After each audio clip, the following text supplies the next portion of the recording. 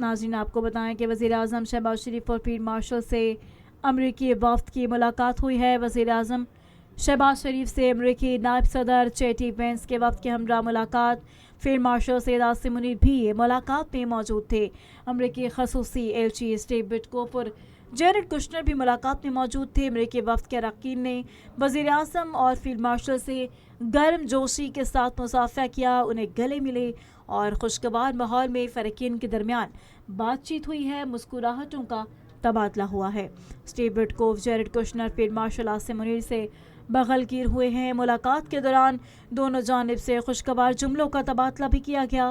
ایران امریکہ تکنیکی مذاکرات کو آگے بڑھانے پر تبادلہ خیال کیا گیا ہے۔ امریکی نائب صدر چیٹی وینس پاکستان کی امن کاوشوں کی تعریف کرتے رہے، کہتے ہیں ایران امریکہ مذاکرات میں پاکستان کا کردار انتہائی اہم ہے، ہمیں پاکستان سے بہت امیدیں ہیں۔ جبکہ فیلڈ مارشل سے انہوں نے بات کرتے ہوئے کہا کہ آپ نے جو کچھ کیا اس کے لیے ہم شکر گزار ہیں۔ ملاقات برگن اسٹاک میں امریکہ ایران تکنیکی سطح کے مذاکرات کے دوران ہوئی۔ ہمیں جوائن کر لیے اس وقت سابق سفیر جوہر سلیم نے۔ بہت شکریہ سر آپ کے وقت کا۔ کیا کہیں گے، ایک اہم لمحہ ہے یہ جو مذاکرات ہونے جا رہے ہیں پاکستان کی میزبانی میں، کیا کہیں گے؟ جی بالکل، یہ تاریخی لمحات ہیں۔ یہ مذاکرات کا جو آغاز ہے، یہ اس کی سرمنی ہے، اور دیکھیں یہ کوئی آسان نہیں تھا۔ یہاں تک کا جو سفر تھا وہ بہت ہی مشکل لمحات اس میں آئے۔ بار بار لگتا تھا کہ بات جنگ کی طرف واپس چلی جائے گی، لیکن پاکستان ایک بار نہیں، دو بار نہیں، کئی مرتبہ پھر ان ساری مشکلات سے نکال کے ان فریقین کو مذاکرات کی میز پہ لے کے آیا، جو کہ بہت بڑی کامیابی ہے۔ اور اس میں پاکستان کا ساتھ دیا قطر نے، ترکیہ نے اور ممالک نے بھی، جو ہمارے دوست ممالک ہیں۔ چین کا بھی ہمیں ذکر کرنا چاہیے، ان کی تائید بھی ہمیں حاصل تھی، اسی طرح سعودی عرب کی بھی۔ تو ابھی جو ہے دیکھیں، اب یہ جو تاریخی لمحہ ہے، یہ تو ساری دنیا اس کو دیکھ رہی ہے اس وقت، ساری دنیا کی نگاہیں مرتکز ہیں اس وقت برگن اسٹاک سوئٹزرلینڈ، جہاں پہ پاکستان کو اس کی میزبانی کا شرف بھی حاصل ہے۔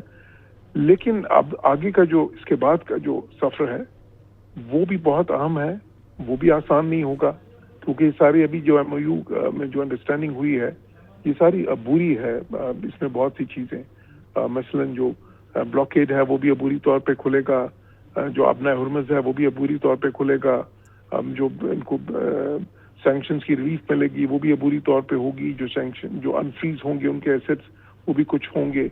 بہت ساری چیزیں ابھی کنڈیشنل ہیں، تو اس لیے بہت اہم ہے کہ یہ مذاکرات کامیاب ہوں، اور یہ کوئی آسان پروسیس نہیں ہوگا کسی طرح سے بھی، ہمیں اس پہ بالکل کلیئر ہونا چاہیے۔ مشکلات جو ہے یہ فریقین کے صرف یہ نہیں کہ ان کی پوزیشنز میں جو ڈفرینسز ہیں وہ ہیں، مشکلات اس وجہ سے بھی ہیں کہ ان کے اپنے گھروں میں، یعنی امریکہ کے اندر، جو ایران کے اندر، وہاں پہ بھی ہارڈ لائنرز ہیں جو کہ خوش نہیں ہیں ابھی تک جو ہوا ہے اس سے، جو کہ افسوسناک امر ہے، بیکاز ایران کو تو اتنی اچھی ٹرمز مل رہی ہیں، جس سے سارے مبصرین یہ کہہ رہے ہیں کہ ابھی تک ٹرمز بڑی فیوریبل ہیں ان کے لیے۔ اسی طرح امریکہ میں بھی شدید مخالفت ہو رہی ہے اس کی، ریپبلکن پارٹی کے اندر بھی اور ڈیموکریٹس کی طرف سے بھی، تو وہ بھی جو ہے ظاہر ہے اس پر اثر انداز ہو سکتا ہے۔ پھر سب سے بڑا فیکٹر جو ہے وہ جو انسٹیبلٹی کا ہے وہ تو اسرائیل ہے، جو کہ اس کی شروع سے ہی کوشش تھی کہ اس سارے مذاکراتی عمل کو سبوتاژ کرے، اور وہ تو چاہتے ہیں کہ بات جنگ کی طرف جائے، کیونکہ وہ اس جنگ میں ان کو فائدہ ہے، وہ تو چاہیں گے۔ اس لیے کیوں فائدہ ہے ان کو؟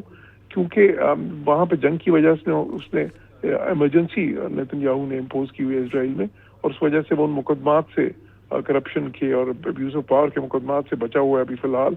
اور اسی طرح لیکن صرف نیتن یاہو نہیں، جو باقی بھی اس کولیشن میں جو ہارڈ لائنرز ہیں وہ سارے ہی فار رائٹ کی پارٹیز ہیں، پھر اپوزیشن میں بھی فار رائٹ کے بہت لوگ ہیں، تو سارے مخالف امن کے، وہ سارے تو جنگ چاہتے ہیں، وہ سمجھتے ہیں کہ جنگ میں ہم جو ہے مزید ان کی کیپیسٹی ایران کی ڈیگریڈ کر سکتے ہیں، اور وہ کیونکہ اسرائیل کی تو بڑی لانگ اسٹینڈنگ پالیسی ہے، وہ مو دا گراس اس پالیسی کو کہتے ہیں، جس میں یہ ہے کہ مسلسل اپنے جو حریف ہیں ان کو جنگ میں مبتلا رکھو، تو وہ سمجھتے ہیں کہ اس میں ان کا فائدہ ہے۔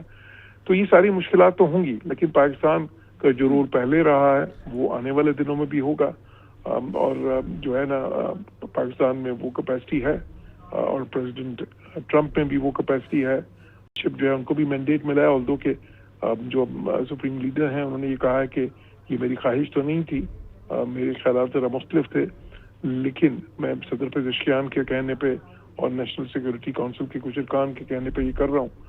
تو ہم امید کرتے ہیں اور ہم دعا بھی کرتے ہیں کہ یہ پروسیس کامیاب ہو، کیونکہ اس پروسیس کے کامیاب ہونے سے ہی ایک ون ون سچویشن سب کے لیے ایمرج ہوگی، نکلے گی، نہ صرف ان حریفوں کے لیے، ان فریقین کے لیے، بلکہ اس خطے کے لیے اور دنیا کے لیے، کیونکہ پوری دنیا جو ہے وہ ہاسٹیج بنی ہوئی تھی اس جنگ کی، اقتصادی طور پہ، انرجی کرائسس کے ضمن میں، اور ساتھ ہی ساتھ ایک فوڈ کرائسس امپینڈنگ جو آ رہا تھا.